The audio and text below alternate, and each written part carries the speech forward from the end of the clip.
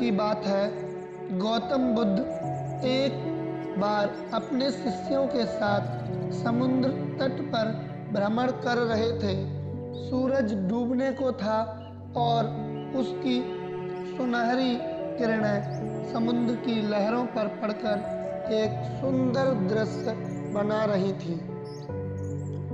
लहरें धीरे धीरे किनारे से टकरा रही थी और ठंडी समुद्री हवा एक शांत वातावरण बना रही थी। कुछ समय चलने के बाद बुद्ध और उनके शिष्य एक बड़े पेड़ की छांव में बैठकर विश्राम करने लगे। शिष्य शांत मुद्रा में लहरों को देख रहे थे। कुछ लहरें छोटी और मृदु थी, जो धीरे धीरे किनारों को छू रही थी, जबकि कुछ लहरें बड़ी और प्रचंड थीं, जो कि चट्टानों से टकरा रही थीं। यह दृश्य बहुत ही आकर्षक था और शिष्य उसकी लय में खो से गए। बुद्ध ने शिष्यों को इस लहर के प्रति रुचि को देखा और उन्हें एक गहन सत्य सिखाने का अवसर पाया। उन्होंने कहा, क्या तुम इन लहरों को देख रहे हो? कुछ लहरें शांत हैं तो कुछ प्रचंड, लेकिन चाहे वे जैसी भी हो, अंत में ये सभी लहरें समुद्र में वापस मिल जाती हैं, अपनी अलग अलग पहचान को खोकर। शिष्य ध्यान से बुद्ध की बातें सुन रहे थे और उनकी निगाहें अब भी समुद्र पर टिकी थी। बुद्ध ने आगे कहा, हमारा मन भी समुद्र के समान है। हमारे विचार, भावनाएं और इच्छाएं इन लहरों के समान हैं, जो कि हमारे मस्तिष्क में उठती हैं। कभी ये विचार शांति और सुकून के होते हैं तो कभी ये विचार उग्र और अशांत होते हैं, लेकिन ठीक लहरों की तरह ये भी अस्थायी होते हैं। वे थोड़ी देर के लिए उठते हैं, फिर समुद्र की तरह हमारे मन के विशाल सागर में समा जाते हैं। तभी एक युवा शिष्य, जो अपने विचारों को नियंत्रित करने में अक्सर कठिनाई महसूस करता था, पूछने लगा, गुरुदेव, मेरे विचारों की लहरें बहुत तेज होती हैं। वे मेरे मन की शांति को भंग कर देती हैं और मैं उनमें खो जाता हूँ। मैं शांति कैसे पा सकता हूँ जब ये लहरें कभी रुकती ही नहीं है? बुद्ध ने उस शिष्य की ओर मुस्कुराते हुए देखा और समुद्र की ओर इशारा किया। ध्यान से देखो, समुद्र की सतह निरंतर गति में है। लहरें उठती और गिरती रहती हैं, लेकिन अगर तुम समुद्र की गहराई में देखो तो वहाँ शांति और स्थिरता है। सतह पर चाहे कितना भी उथल पुथल हो, लेकिन समुद्र की गहराई हमेशा शांत रहती है। उन्होंने थोड़ी देर के लिए रुककर शिष्यों को अपनी बात पर विचार करने का समय दिया और फिर आगे कहा, हमारे मन की प्रकृति भी ठीक वैसी ही है। सतह पर जहाँ विचार और भावनाओं की लहरें उठती हैं, वहाँ हलचल होती है, लेकिन हमारे भीतर एक गहराई है जो हर परिस्थिति में शांत और स्थिर रहती है।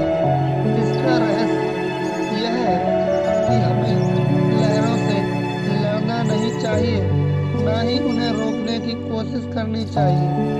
बजाय इसके हमें उन्हें बिना किसी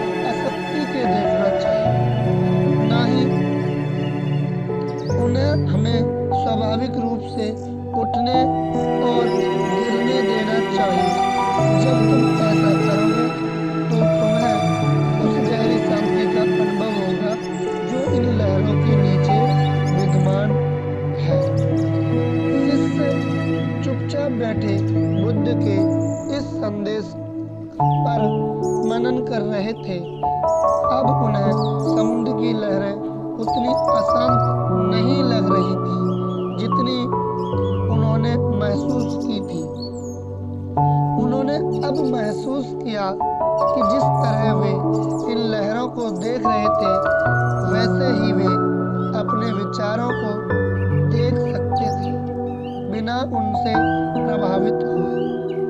एक शिष्य ने पूछा, गुरुदेव, क्या यह संभव है कि हमारे विचारों की लहरें कभी पूरी तरह से रुक जाएं? क्या हमारा मन पूरी तरह से शांत हो सकता है? बुद्ध ने समुद्र की ओर देखते हुए उत्तर दिया, मन की प्रक्रिया या मन की प्रकृति सक्रिय रहना है। जैसे समुद्र की प्रकृति लहरें उठाना है, लेकिन उद्देश्य यह नहीं है कि लहरों को जबरदस्ती रोका जाए। उद्देश्य यह है कि तुम समझ सको कि लहरें समुद्र को परिभाषित नहीं कर सकती। जब तुम यह समझ जाओगे कि तुम्हारा मन विचारों से भी गहरा और विशाल है, तो तुम उनके उठने और गिरने से विचलित नहीं रहोगे। लहरें आती जाती रहेंगी, लेकिन तुम पर उनका कोई प्रभाव नहीं होगा। तुम उस स्थिरता को पालोगे जो इन लहरों के नीचे छिपी है। शिष्य इस पर गहन विचार करने लगे। उन्होंने समझा कि उनके दुख का कारण उनके विचारों और भावनाओं से जुड़ा था। वे सुखद अनुभवों को पकड़ने की कोशिश करते थे और दर्दनाक अनुभवों से बचने की, लेकिन बुद्ध के उपदेश ने उन्हें याद दिलाया कि जीवन की सभी चीजें जैसे लहरें अस्थायी हैं। जैसे इच्छा, भय, खुशी और दुख, ये सभी मन में इस प्रकार उठती है जैसे समुद्र की लहर। बुद्ध समुद्र के किनारे तक गए और अपने पैरों को पानी में डुबोते हुए बोले, जिस प्रकार समुद्र और उसकी लहरें एक दूसरे से अलग नहीं हो सकते, उसी प्रकार हम और हमारे जीवन की घटनाएं, ये दोनों भी अलग नहीं हो सकते। तुम जीवन के अनुभवों से बच नहीं सकते, लेकिन याद रखो, तुम केवल लहरें नहीं हो, तुम जो है गहरा महासागर हो। जब तुम सतह के अस्तित्व से खुद को अलग करोगे, तब तुम भीतर की शांति को पालोगे। शिष्यों ने यह समझ लिया कि जीवन की लहरें, चुनौतियाँ, खुशियाँ, दुख, सुख हमेशा रहेंगे, लेकिन असली शांति तो तब मिलती है जब हम अपने भीतर उस अचल महासागर को पहचान लेते हैं। तो दोस्तों, कैसी लगी आपको ये कहानी? आशा करता हूँ आपको इस कहानी से कुछ ना कुछ सीखने को अवश्य मिला होगा। अगर आपको हमारी कहानी पसंद आती है तो ऐसी ही और अधिक कहानियाँ देखने के लिए हमारे YouTube चैनल गौतम बुद्ध को सब्सक्राइब कर लें, ताकि आपके पास लेटेस्ट से लेटेस्ट बुद्धा स्टोरी आ सके। तो नमो बुद्धाय दोस्तों, मिलते हैं अगले वीडियो में।